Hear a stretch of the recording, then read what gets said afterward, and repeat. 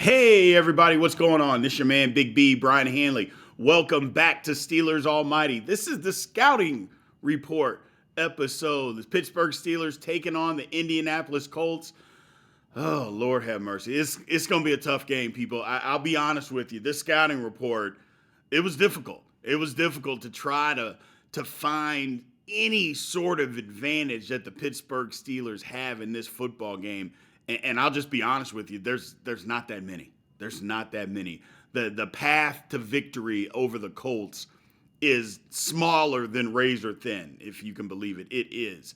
The Colts are that good of a football team. The Steelers seem to be in self-destruct mode, especially on defense.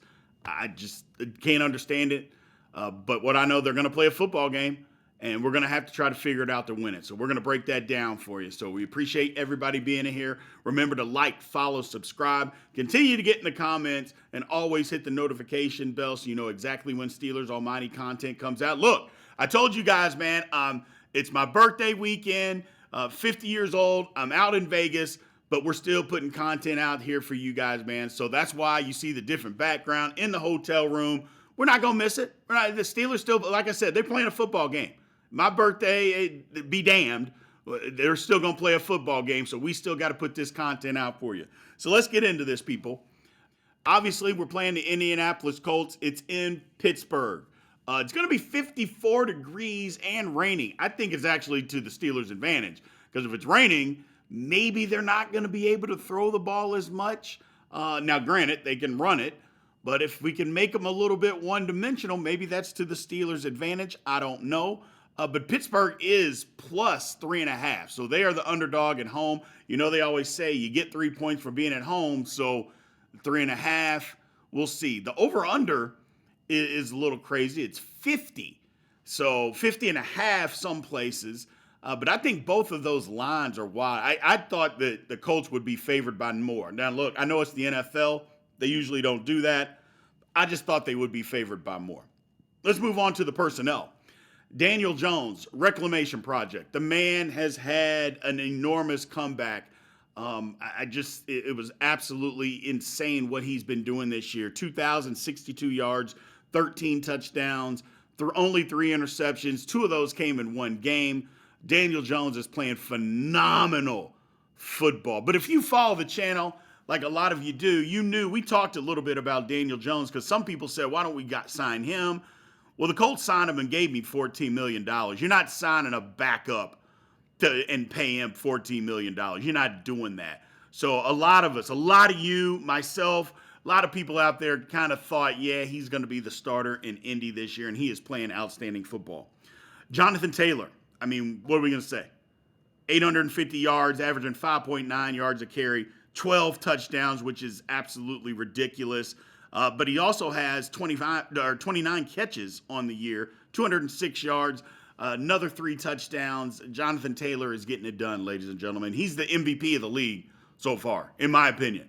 He is absolutely getting it done. But that's not all on the offensive side. Tyler Warren, 37 catches, 492 yards, 3 touchdowns. The scary thing about that, in this week, he hasn't had his breakout game as an Indianapolis Colt yet. He's done all these things, but he still hasn't had that big breakout game. We just gave up a huge breakout game to a tight end. This guy is better. Ugh. Moving on. Michael Pittman Jr., 43 catches, 446 yards, 6 touchdowns. Again, he's not a speed demon. He just gets open and he catches the football. Steelers going to be challenged on the defensive side of the ball, to say the least. Moving on to their defensive side, DeForest Buckner, we're familiar with him. 38 tackles, 8 sacks, 8 tackles for loss. He's still getting it done at a high level, ladies and gentlemen. I thought it was nuts that San Francisco traded him a couple years ago. They basically thought he was done. Yeah, he's not done. He's not done. He is getting it done on the offensive side of the ball. Nick Cross, linebacker, 56 tackles, 35 solo, 1.5 sacks, 4 tackles for loss.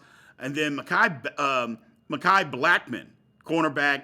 The thing about him, yeah, he's got 38 tackles, but he's got a sack and a tackle for loss, but he's also intercepting the ball. He's got 2 interceptions. Now, The Colts can be had. I mean, you look at some of their numbers defensively, and the first thought is, well, they're 24th in the league. What are we talking about here, Big B?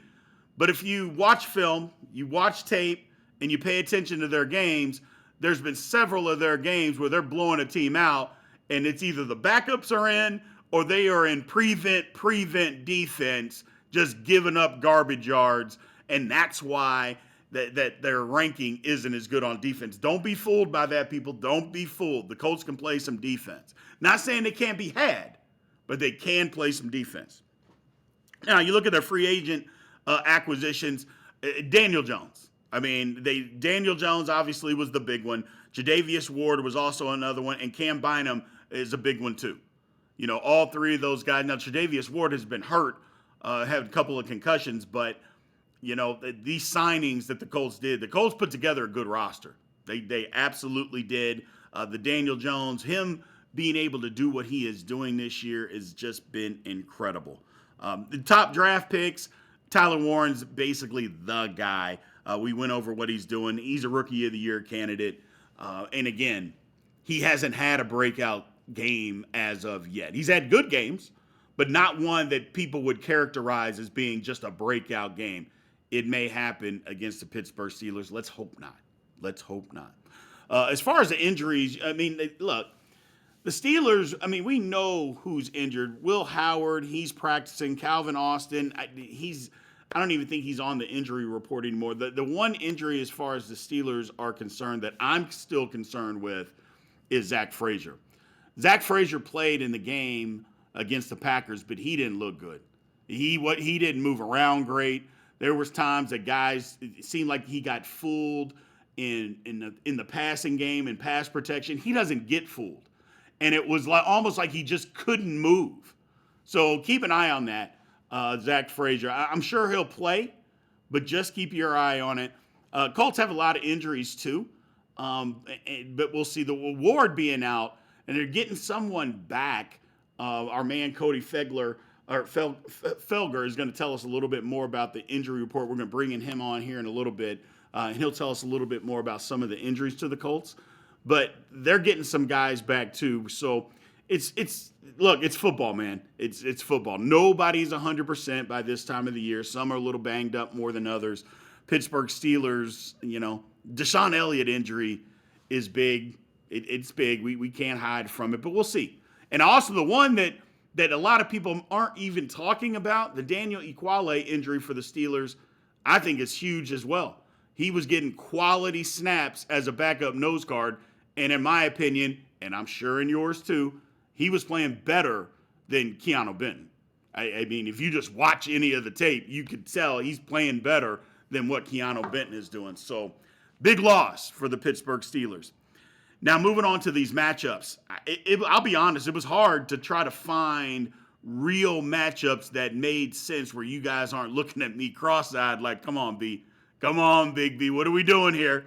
So first one is the Steelers' strength versus a Colts' strength. Now this one, okay, I get it. Pittsburgh Steelers rush offense against the Colts defense. The Steelers, I know if you look and you do the totality of the season, you'll say, well, the Steelers don't run the ball very well at all.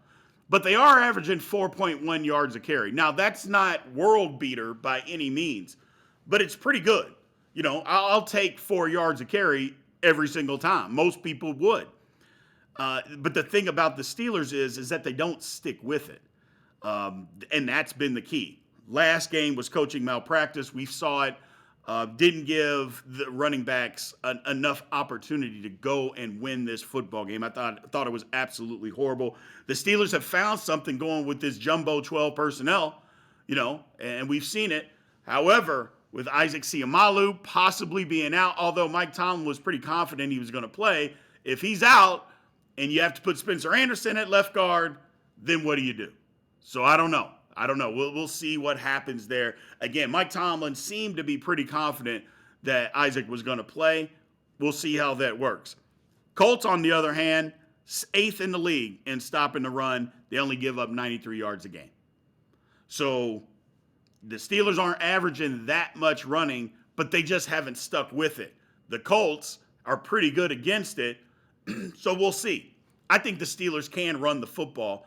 I think they can run it on most people if they just try and stick with it and don't get away from it. And Aaron Rodgers, stop checking out of run plays. Stop doing that and just continue to run the football. If we do that, I think the Steelers do have an opportunity to run the football, but they're going to have to stay patient. They're going to have to stay patient. As far as the strength, Steelers' strength versus the weakness, this is the one where I struggled with the most because there really isn't one. I came up with the Steelers' kicking game against the Colts' kicking game, but it's not like the Colts have a bad kicking game. It's just not being used because it's not needed. For instance, the Michael Badgley, he's only attempted 3 field goals all year. So, and he's made them all, but he's only attempted 3. So, while I'm saying this is a possible weakness, it's really not because they just haven't needed him. Oh, and by the way, even with punting, the Colts are on pace to have the least number of punts in the history of the National Football League. So again, it's not that they necessarily have a bad punting game. It's just not that they're not needed. And there's nothing better to a football team than not having to punt.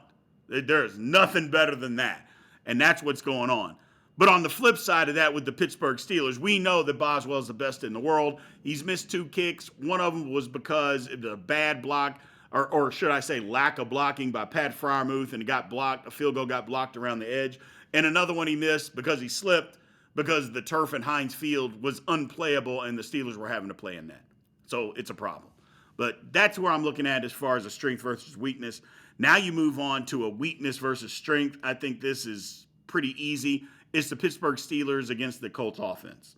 I mean, Steelers are 30th in the National Football League. Total offense, they're giving up 386 yards a game, which is absolutely pathetic. You throw on top of how much money this Pittsburgh Steelers defense is making, it makes me even more sick. It is just disgusting. The scheme, the players, all of it stinks at this particular time for the Pittsburgh Steelers, man. There's just no way around it. What else are you going to say? The Colts are first in total offense, 350 yards a game. They're getting it done, both running and passing. It's a balanced offense. They're 5th in rushing, 6th in passing. The Colts can pretty much do what they want. They have gone up and down the field on basically everybody this season. Being that balanced just makes it even more difficult to be able to cover. That's where the difference is. It's just they can run it, they can throw it. If the Steelers have any chance, they got to take away something. If they're not going to take away anything, they're going to get beat by 2 touchdowns. But if you can take away something, they may get beat by 2 touchdowns anyway because of how bad the defense is, the passing defense. But at least, okay, let's try to stop the run and force them to throw and then take our chances with that. Let's see us do that. But then again, that may not work. This is going to just be a tough game. It's a bad matchup. It's just a bad matchup all the way around. It's a bad matchup. Now, again, we're bringing in, I mentioned this before, Cody Felger. He is from Bring the Juice. He covers the Indianapolis Colts, does a little bit of Indianapolis Pacers too, but he covers the Colts, does an outstanding job. We are bringing him in now to discuss this matchup, what the Colts have been doing, what the culture and what's going on with them, but also about this matchup against the Pittsburgh Steelers. Now, again, we're bringing in, I mentioned this before, Cody Felger. He is from Bring the Juice. He covers the Indianapolis Colts, does a little bit of Indianapolis Pacers too, but he covers the Colts, does an outstanding job. We are bringing him in now to discuss this matchup, what the Colts have been doing, what the culture and what's going on with them, but also about this matchup against the Pittsburgh Steelers. All right, everybody. Now we have got Cody Felger. We brought him in to discuss the Indianapolis Colts. Cody, how are you doing today, my man? I'm doing well, man. I'm doing good. Enjoy. This has been the first time, come almost November, that I'm feeling pretty happy with where my team is right now. So I'm doing well, man. I'm doing well. How are you? I am doing well. Thank you very much. Cody is from Bring the Juice, covers the Indianapolis Colts, does an outstanding job. Obviously, at the end, we'll talk a little bit more about that. But for people, if you're here, If you don't know, make sure you go follow him. We'll give all his stuff at the end, but they do an outstanding job covering the Colts. So, my first question, Cody, just discussing the Colts this season. Now, everybody hopes that they're going to have this kind of season that the Colts have had. Yeah. But if I'm just, again, being honest, did anybody literally expect this so far to happen? No, and if they say yes, they're lying. Then nobody did. You're right. Like, nobody expected the Colts to do this. I mean, I think, when myself and my co-host, we predicted the season, I think I said 8 to 9 wins. And Right. the Colts could get there this weekend, which is crazy. So, no, nobody expected the Colts to do what they did, especially after how 24, panned out, when there were so many question marks. Myself and other people were like, you need to fire the GM, Chris Ballard. You need to. Some people were like, fire Shane Steichen. I wasn't quite there, but Right. it was to that point where people are like, tear it all down, restart. That's where we need to go. So, we all knew this roster of the Colts that had talent, but there was certainly a lot of question marks at positions you don't want there to be question marks at quarterback. That was the biggest one, right? And so, Right. we were just. I just wasn't sure, what this season was going to entail, right? So, Right. Even like best case scenario, I'm like, this is probably a team that sneaks into the wild card maybe or something like that. But like we said, through the first 8 weeks to have the best record, not just in the AFC South but in the NFL, no, I certainly did not expect this. Right. And speaking of not expecting it, Daniel Jones. Yeah. This is a reclamation project. But I've been reminding people of this. The people asking, they're always like, come on, Big B, what do you think? How's he doing this? And I'm like, you remember the last time that he had a solid run game behind him? 2022, they won a playoff game. Yeah. I go, so you got to keep that kind of stuff in mind. Look, he got hurt after that, and then, things just didn't work out last year, whatever the case may be. But when Saquon Barkley was healthy and playing, they literally won a playoff game. That's not make-believe. And they have a running game this year. Clearly they do. I'm guessing now there's other factors, but Daniel Jones is a totally different quarterback, isn't he? He is. I mean, I think he's better than we've ever seen him too, right? Yeah. Where he's not just like, a lot of people like to say, oh, he's an Alex Smith or whatever. Like, he's a game manager type of guy. But I think he's taken it on and a little bit further, and he's become an actual legitimate like quarterback in this NFL, right? Like, yeah, he may not have the touchdown numbers because we'll talk about it, Jonathan Taylor does, but Daniel Jones, man, he's elevated this Colts offense. And, I kind of viewed it, and I was dead wrong in this way. Like, Anthony Richardson, he's the big play guy, right? He can throw it 70 yards on a rope, or he can miss a 5-yard pass. And Daniel Jones is more of the steady guy, but he's not going to give you a lot down the field. That was not obviously true because Daniel Jones has already been able to multiple times this season, deliver the ball down the field to his guys. So, yeah, Daniel Jones has been absolutely more than anybody expected him to be. Even the best case scenario people, like, I think he's even eclipsed that so far, with what he's been able to do. And here's the thing, like, yeah, you talk about the running game and all that stuff, but Daniel Jones, he's faced pressure. He has not buckled under pressure. Like, he has taken really good care of the football. He's been very accurate. I think he's hitting over 70% of his passes right now, which is just crazy to say. 13 passing touchdowns, only 3 interceptions. 2 of those came in one game. So he is doing everything from a quarterback perspective that the Colts could have hoped for at this point. Yeah. And he has just been so great. And like you said, with, just the new system, Shane Steichen, I mean, it's just 2 football nerds finding each other at the right time. And it's just, it really is about, the right fit there. And then we've seen it with so many quarterbacks, right? The Baker Mayfields of the world, Sam Darnold, right? Sometimes, other teams' trash can become other teams' treasure. And that was certainly the case when it came to Daniel Jones and this Colts team. But even so, I mean, nobody expected Daniel Jones to be as good as he has through 8 weeks. And look as poised and as collected, especially because as we know, with the Giants, consistently under pressure, consistently under media scrutiny. So it just seems like something has changed for Daniel Jones, not just in the way he's been on the field, but also just off the field. He just seems like a totally different person in a very good way. And I think that's translated to the field. Yeah, and that's the whole thing is like, he wasn't good under pressure with the Giants. That was one of the things. If you pressured him, he wasn't great. He's been great. Not Yeah. good this year under pressure. He has been great. Another thing is, when it goes back to the offseason when they signed Daniel Jones, you brought up Anthony Richardson. I mean, I kind of thought that you signed Daniel Jones as a backup, but then they paid him $14 million. I don't know where you're paying backups $14 million. And I would get into arguments with people, and I said, the Colts are bringing him in to start. No, they're not. I go, yes, they are. They're going to give him every opportunity to win this job. You just don't bring somebody in to be the backup and pay him $14 million if Sure. that's what you think they are. He's just going to be the backup at $14 million. Now, I could be wrong, Cody. I mean, you can tell me that I'm wrong, but that was just my thoughts when I saw them sign him. Yeah, I guess I was surprised at how open they were to just the quarterback competition. Like, I knew Anthony Yeah, Richardson wasn't great, but yeah, like you said, when they signed Daniel Jones to a pretty good sized contract, you're like, okay, this actually is a lot more open than I think a lot of us thought initially. right.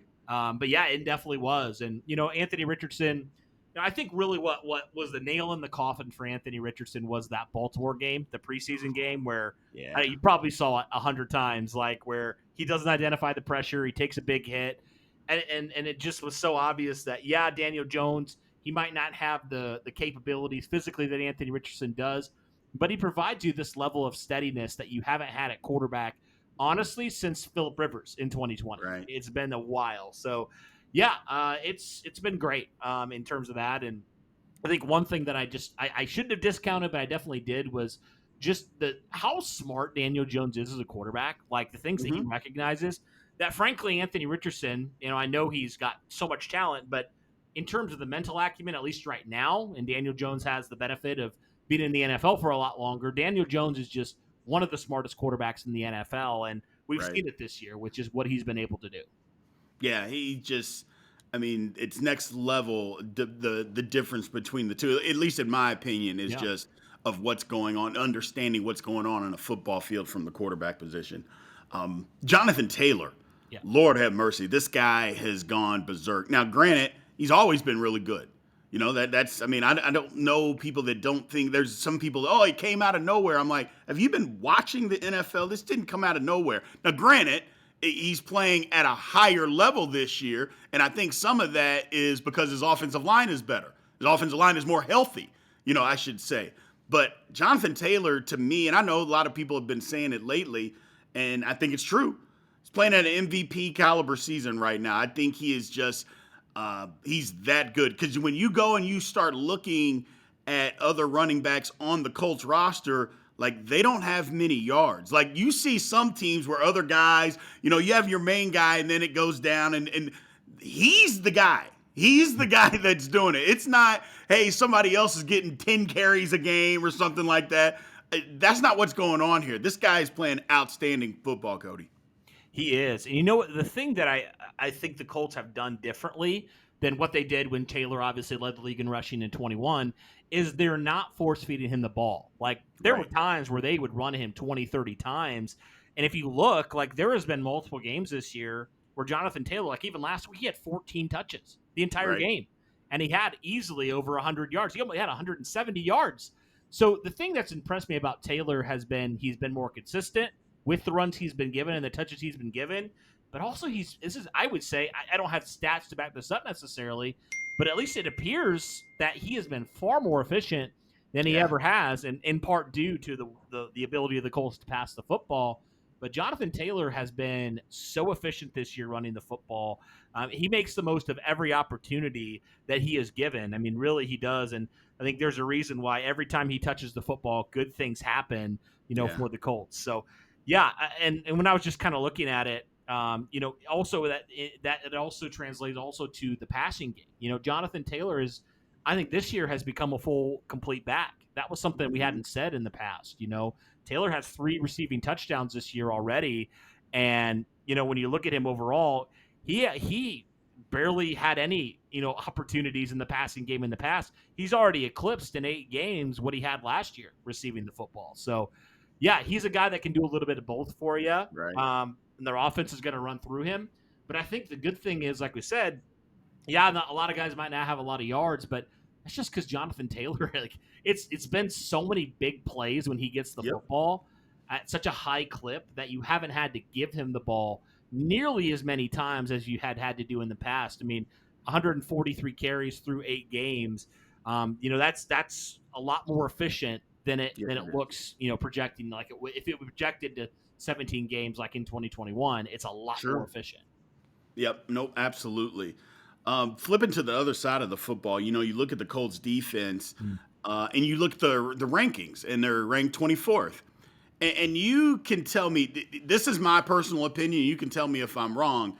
I think it has more to do with teams getting empty yards or garbage yards at the end of some of these games because the Colts have a big lead versus the Colts defense just not being very good. Now, again, I'll be honest, I'm not watching a lot of Colts games. I've seen some of them, looked at a little bit before, kind of doing our scouting report here. But is that the case, or are there some deficiencies on why they're 24th in the league? Yeah, I would say it is in part to do that because, I mean, you saw in the fourth quarter the starters rested against the Tennessee Mm-hmm. Titans. They've had multiple games like that where the starters have not played, at all in the fourth quarter because they've blown Right. out teams. I think they've had 4 blowouts, which is crazy considering they didn't have any last year. So that's kind of part of it. There is the inflated stats, but there certainly are some issues with this defense for sure. I think the first thing you point to is just some of the injuries to their corners. I Right. mean, Charvarius Ward, 2 concussions this year. He's out till after the bye, which is unfortunate. Jalen Jones, who was your number one corner last year, he may play in this game, but he hasn't played since week 1. So you're having to rely upon, backup guys you did not expect to get the roles they have.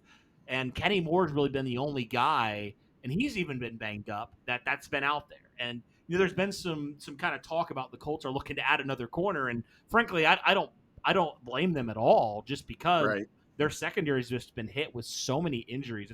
I've never seen anything like it, honestly, with how many injuries to one specific position they've had to deal with. So that's definitely something there. And I think in the next couple of weeks, if they add another corner, get Ward back, they're going to get better in that category. But I also think there are some issues with not pressures, because the Colts have gotten a lot of pressure, but I think at times it's the timely plays from your edge group. Like, I just feel like Mm-hmm. there's been issues with, getting home when you need to. And the Colts have not been particularly good on 3rd and long. Like, there's been multiple times. Right. Honestly, man, I'm more terrified of this Colts defense on 3rd and long than I am 3rd and short. Like, it was a lot worse last year, but it's still an issue this year. Gotcha. Even with Luanarumo, and I think partially due to not being able to get home, partially due to having to place, second and third string corners. That's kind of been part of it. And I would also say, they've had some issues in the middle. Their linebackers right now, while they're pretty solid in the run game, they really struggle in the pass game. So I think that could bode well for the Steelers. I know they like to utilize all their tight ends there. They Right. got 3 good ones. So I think that's something that they could definitely attack this Colts linebacker room with, because it's certainly been an issue this year. And I would say those are some of the biggest issues with the defense. But again, sometimes you're right. It is garbage yards, it's empty yards, it's stuff Mm-hmm. that really doesn't matter. It's against backups, right? So that's part of it. But also, this defense certainly has not been perfect. They have their issues, but obviously they've been good enough to take care of business when it matters. But there's been a few games where this defense has certainly had their issues. Gotcha.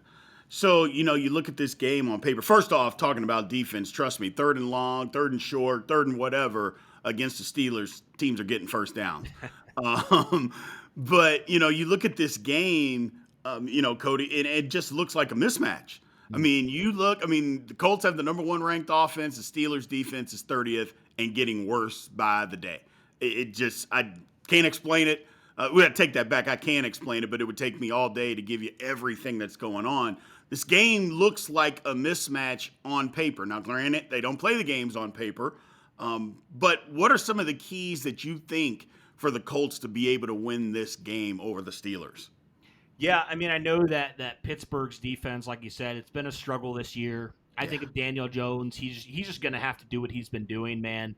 Um, you know, I've watched a few Steelers games, but admittedly I haven't watched all of them. But it seems like there's opportunities there for some of the wide receivers to potentially find some openings. I know the Steelers invested a lot in their secondary, specifically at Hmm. corner.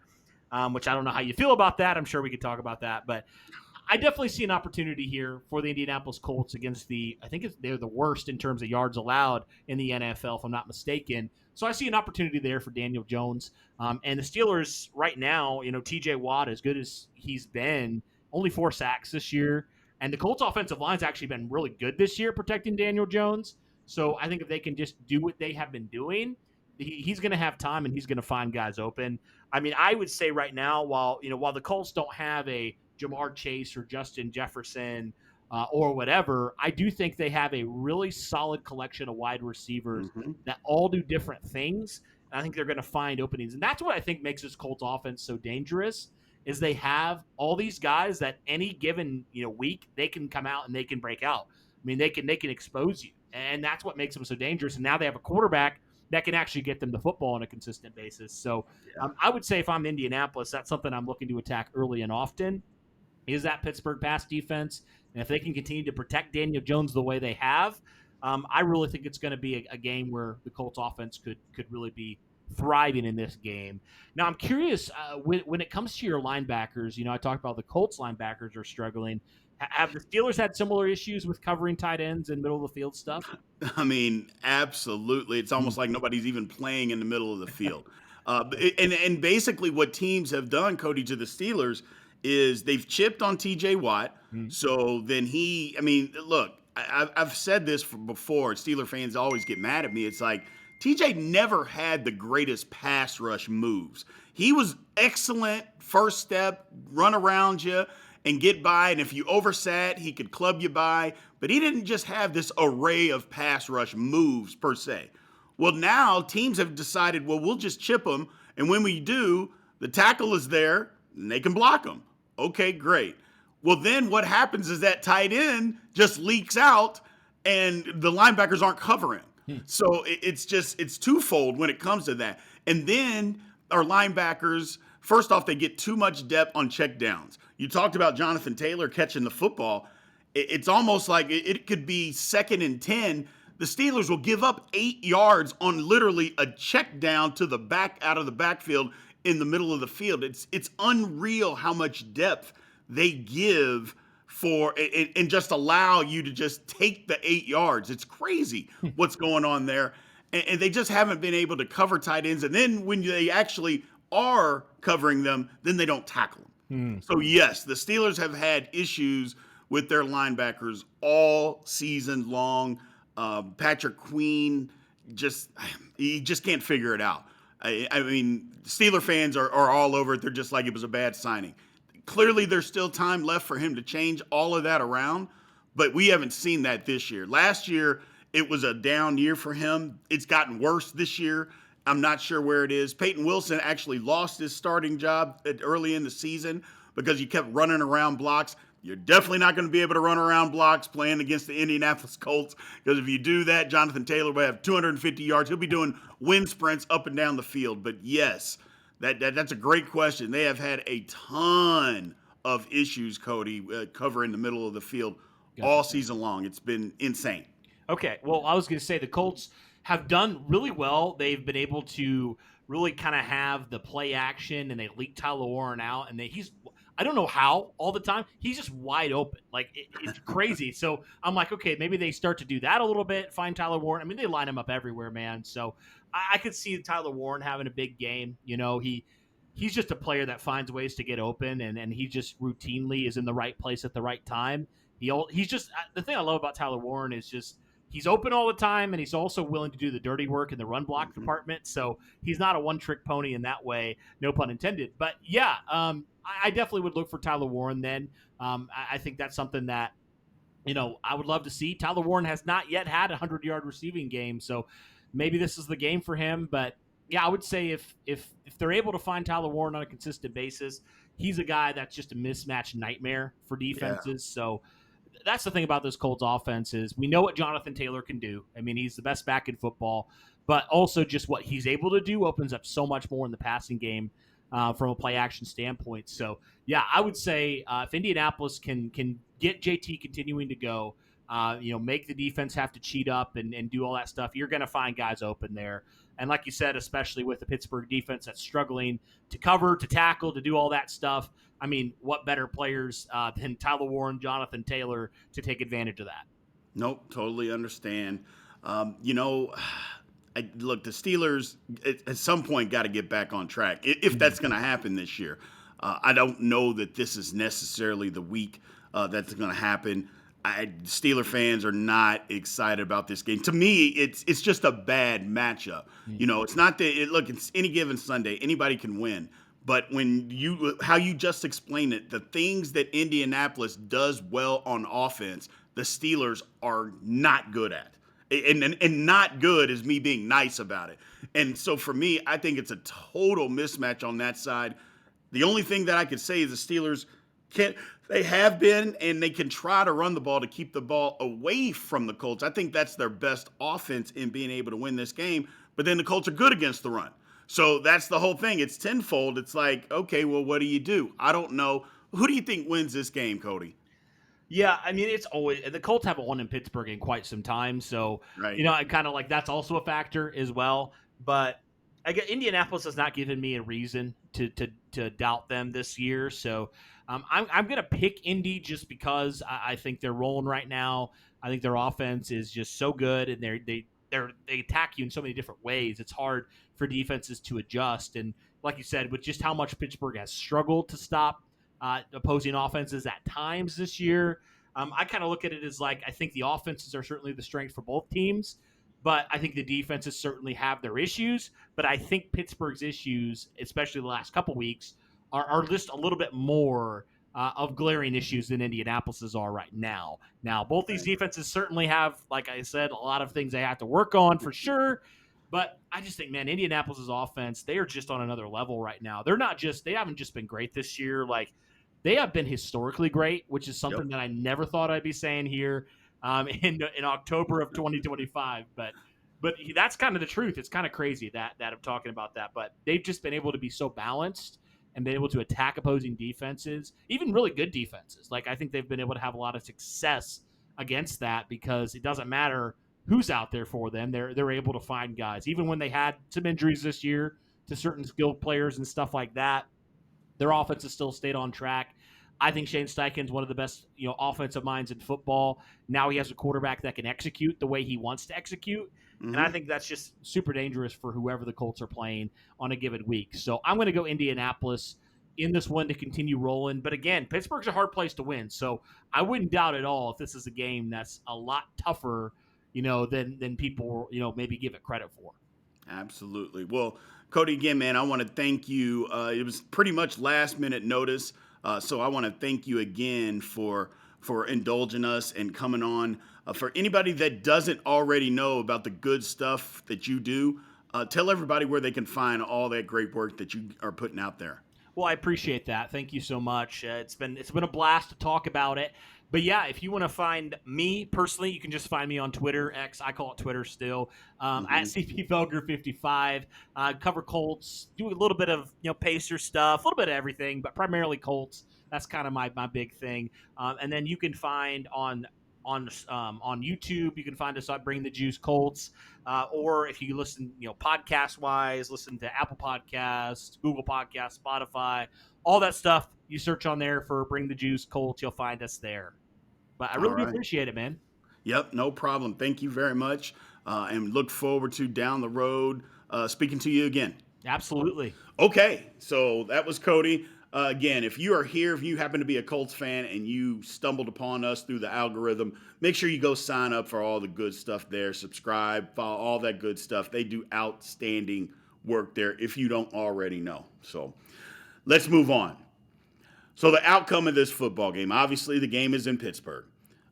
Coaching, look, I'm taking Shane Steichen. People got mad at me last week because I said I took Matt LaFleur over Mike Tomlin. Why wouldn't I?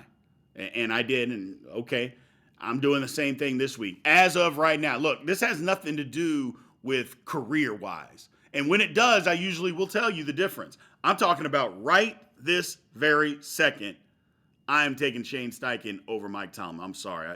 That's just the way it has to be. For me, That's the way it has to be. The history. Look, the Steelers have owned the history of this. You know, they had 27-8 advantage, but the Colts have won the last two. We remember last year they beat us 27-24, fumbled snap near the end of the game. It just cost the Steelers an opportunity to get down in the scoring zone to at least tie it or to possibly win the game. But I think most Steeler fans remember that thumping that we took from the Colts in 2023, 30-13. It was at the end. It was the tail end of that 3-game losing streak that was pathetic, that we thought had cost us an opportunity to go to the playoffs. So I think we all remember that. As far as the roster goes, top to bottom, Colts are better. It's just there's no ifs, ands, or buts. If this was at the beginning of the season, we would say that the Steelers were better. But now that we're 8 games into this, or about to be 8 games into this, look at what the roster is. The Colts have a better roster. I don't even think there's any denying that. And even if you want to deny it, whose roster is playing better? There you go. As far as the matchups, I've said this a couple of times. On paper, this is a mismatch. On paper, this is the Steelers' worst nightmare. All the things offensively that the Colts do well, the Steelers stink at. All of it. And now we're supposed to play them. It's a bad matchup. It's a bad matchup. I just don't like it. And they can play some defense when they need to play some defense too. I just do not like this matchup for the Pittsburgh Steelers whatsoever. So then you go to the outcome. What am I supposed to do? I've told you over and over again, I don't like this matchup. I could be BSing you, but I usually don't do that. And I never do that. Just tell the truth. Colts are going to win the football game, people. The Colts are better than the Pittsburgh Steelers. The Steelers are going to have to prove to me that they're a better football team, that they can play better than what they have been playing. Until they do, when they play good competition, I'm taking the good competition. I got the Colts winning this one 33-24. Steelers even get a late touchdown that doesn't mean anything to get to 24. That's how lopsided I think this football game is going to be, unfortunately. It pains me to say that. It pisses me off, quite frankly, to say that. But what am I supposed to say? What am I supposed to do? This is where we are, man. This is where we are. It stinks, but until they do something different, this is where we're at. This is where we're at. I appreciate everybody being in here, man. Again, thank you, as always, for showing up and showing out like you always do. Remember to like, follow, subscribe. Continue to get in the comments section like you always do. And hopefully, I am wrong about my prediction and the Pittsburgh Steelers come out with a victory in this game, people. Would make me crazy, just overjoyed to be wrong about how I think this football game goes. Would be overjoyed to be wrong. So until next time, ladies and gentlemen, aloha.